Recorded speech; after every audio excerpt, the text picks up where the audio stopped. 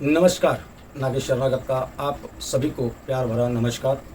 आज हम चर्चा करने वाले हैं मानवीय जीवन में आने वाले कुछ समस्याओं का, कुछ परेशानियों का। और बाबा ने इस मानव धर्म में बाबा ने कुछ शब्द प्रार्थना में दिया है, शाम के प्रार्थना में शब्द दिया है, वो क्यों दिया है इस पे भी अपन थोड़ा चर्चा करेंगे।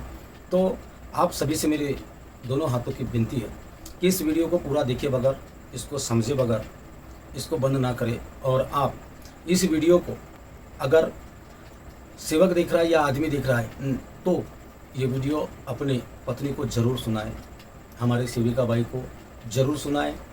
और जो मार्ग की सेविका नहीं है और ये कोई आम इंसान यदि देख रहा है तो उसने ये वीडियो अपने पत्नी को ज़रूर दिखाना चाहिए, क्योंकि ये वीडियो जो है ये खास करके स्त्री नारी जीवन के लिए ये वीडियो है। तो चलो आज के विषय की तरफ अपन जिस विषय पे चर्चा करने वाले हैं उस विषय की ओर अपन मुड़ते हैं। तो आज का अपना जो विषय है, यदि एक स्त्री घर को स्वर्ग बना सकती है, एक स्त्री घर को स्वर्ग बना सकती है और उसने चाहा तो उसे घर को नर्क बना सकती है। ऐसा जो आज का जो सब्जेक्ट जो विषय है ये मैंने क्यों लिया है, उसके पीछे का रीज़न है क्योंकि संसार में चलते वक्त अपने मानवीय जीवन का जो संसार होता है, इस संसार में चलने के लिए मानवीय जीवन इंसान का चलने का सबसे बड़ा जो रथ है वो है मानवीय जीवन। और इस संसारिक रथ को चलाने के दो चाक है, व्हील है, पति और पत्नी। यदि पति पत्नी दोनों के विचार अच्छे हैं तो वो जीवन का गाड़ा कभी भी अच्छा चलेगा, सरल चलेगा, सीधा चलेगा। और यदि दोनों में से अगर एक भी डैमेज है तो उस जीवन का गाड़ा ऐसे चलेगा, डगम डगम डगम डगम चलेगा। तो सबसे पहली बात बाबा ने जो प्रार्थना में बताया है, मराठी में स्त्रियांनी मुलांना व पतिदेवाला वाईट शब्दात बोलू नये, और हिंदी में स्त्री ने यानी महिला ने अपने पति को और अपने बच्चे को बुरे शब्दों में ना बोले। ऐसा क्यों लिखा है? क्योंकि घर में ज़्यादातर महिलाओं के बोलने की वजह से घर का संतुलन बिगड़ता है। और इंसान को सबसे ज़्यादा यदि गुस्सा आता होगा या घर में कुछ दो चार ज़्यादा की बात यदि इंसान बोलता होगा तो वो घर के स्त्री की वजह से, घर के महिला के वजह से बोलता है। अगर महिला अपनी टुनटुन लगाना बंद कर दे, अपने ज़्यादा शब्दों का प्रयोग करना बंद कर दे, तो उस घर का जो वातावरण होता है, उस घर का जो संतुलन होता है वो सीमित रहता है और घर में झगड़ा नहीं होता। घर में मुख्य झगड़े का जो कारण होता है वो ज़्यादातर 90% महिला उसकी वजह है, एक स्त्री वजह है। छोटे छोटे बातों को लेकर झगड़ना 90% महिला है। अब आप हो जो वीडियो देख रहे हैं वो है या आपकी इधर की मिसेस है, मैं ऐसा कहूँगा नहीं, आपकी इधर की आपकी धर्म पत्नी है मैं ये कहूँगा नहीं, लेकिन ज़्यादातर सांसारिक जीवन में घर में झगड़े के कारण स्त्री होती है। इसीलिए बाबा ने, और बड़ा कारण नहीं होता तो छोटे छोटे शब्दों का होता है और उस वजह से उस घर में अशांति फैलती है।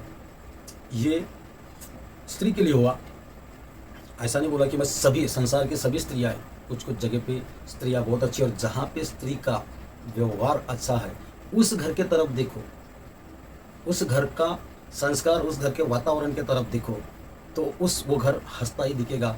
वहाँ पे भगवंत की कृपा ही दिखेगी, उस भगवान की, उस परमेश्वर की उस घर पे कृपा दिखेगी। तो यह है घर की महिला का काम, अपने पति को समझना, बच्चों को समझना, सास को समझना, ससुर को समझना, माँ को समझना, बाप को समझना, पूरे रिश्तेदार को समझना, सबको लेकर चलना, वो है घर की स्त्री। और घर की स्त्री को मैं बड़े प्यार से, किसी की भी यहाँ की स्त्री होगी तो वो घर की होम मिनिस्टर है, गृह मंत्री है घर की। और घर का गृह मंत्री यदि अच्छा रह गया तो वो परिवार कभी पीछे नहीं हट सकता। ये हो गया जीवन का जो गाड़ा चलता है वो दो पहियों का। अब अपन चर्चा करते हैं फिर से, क्योंकि स्त्री ये जीवन में बहुत मायने रखती है। आपने देखा होगा महाभारत देखा होगा, रामायण देखा होगा, सुना होगा, रामायण सुना होगा, महाभारत सुना होगा। रामायण में सीता जी के वजह से उतना बड़ा युद्ध हुआ, सीता जी के वजह से उतना बड़ा युद्ध हुआ और रावण की मृत्यु हुई। इधर महाभारत अपन ने देखी तो महाभारत को समझने जाओ तो जब द्रौपदी को जुए पे हारते हैं, पांडव जुए में हारते हैं और उसका जब चीरहरण होता है और दुर्योधन उसको जांग पे बिठाने की बात करता है, युद्ध में जब युद्ध होता है तो वहाँ पे दुर्योधन की जांघें उखाड़ के फेंक देते हैं। तो ये महाभारत और रामायण, ये इसमें भी स्त्री के वजह से युद्ध दिखाया गया है। तो समझो स्त्री का महत्व क्या है जीवन में। हर किसी के जीवन में स्त्री का बहुत बड़ा महत्व है।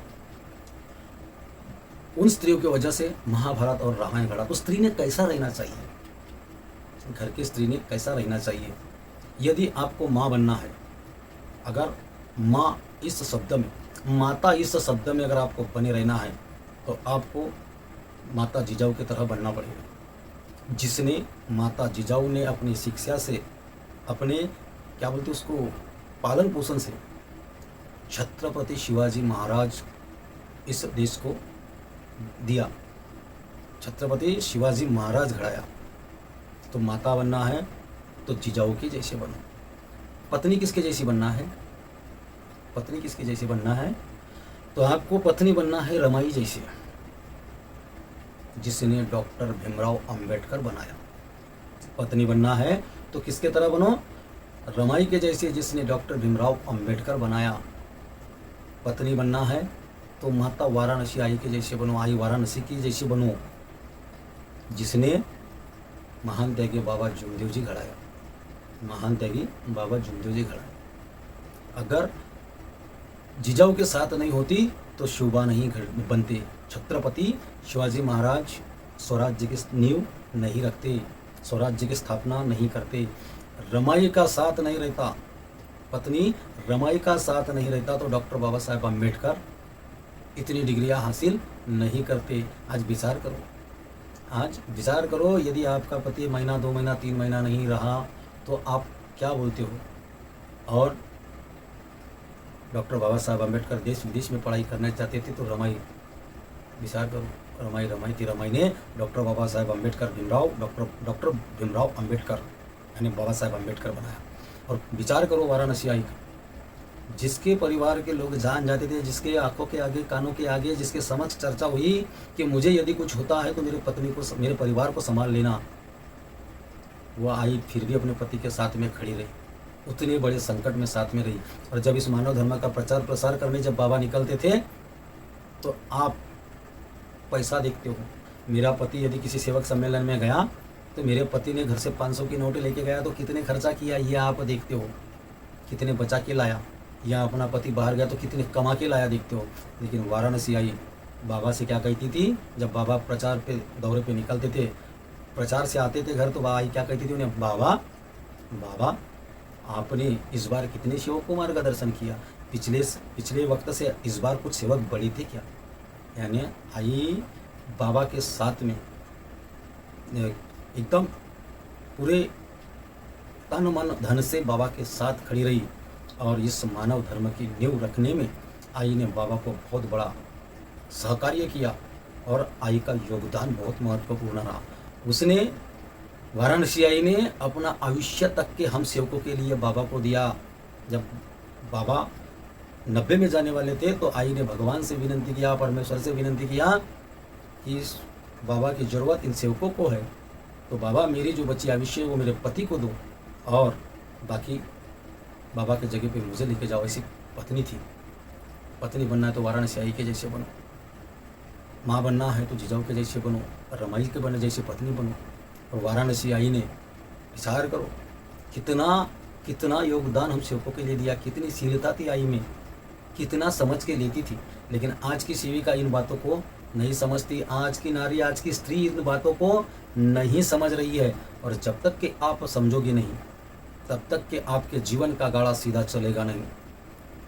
हर घर में स्त्री का महत्व बहुत बड़ा है। आपको समझ में ही आया होगा, इतना जो मैं बोला इसमें समझ में ही आया होगा कि स्त्री का पति के जीवन में कितना बड़ा मायना रखता है, इस संसार में स्त्री कितना बड़ा मायना रखती है। स्त्री बहुत यानी बहुत ही बड़ा स्त्री के ऊपर ही है घर को स्वर्ग बनाना, घर को नर्क बनाना। और पति पत्नी माँ बेटी इनका सुम होना बहुत जरूरी है, क्योंकि रामायण में लिखा है।